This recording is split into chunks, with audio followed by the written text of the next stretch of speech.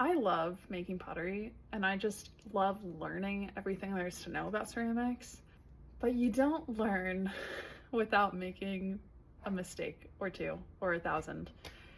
And oh boy, did we make a mistake. There are two firings when it comes to pottery. One is the bisque firing, which essentially means that your pieces get to a place where you can apply glaze, you can apply liquid to them, and they don't dissolve. They're not fresh from making them. And then there's the second firing, which vitrifies the clay, makes that glaze turn into almost like a glass over top of your piece, and that means that it's safe to use for food and drink. During these phases, there is so much room for human error and machine error, errors that are out of your control. This mistake was a little bit of both. We used a manual kiln to bisque fire our pieces, and we didn't put the cone that we needed in the cone sitter. When that cone bends, like when it goes up into a V, that is when the cone shuts off. But because that was the wrong cone, the kiln did not shut off when it was supposed to. It shut off after 13 hours of firing,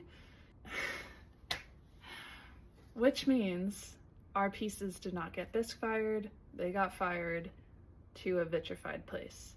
The issue with that is that now our pieces don't have the pores that the bisque firing would have given it to absorb the glaze. I'm gonna go check on the kiln, and you're gonna come with me, and we're gonna figure this out.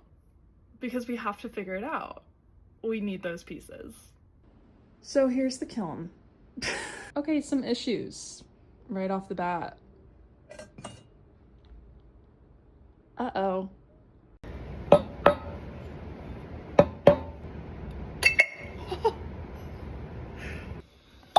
Okay, got it.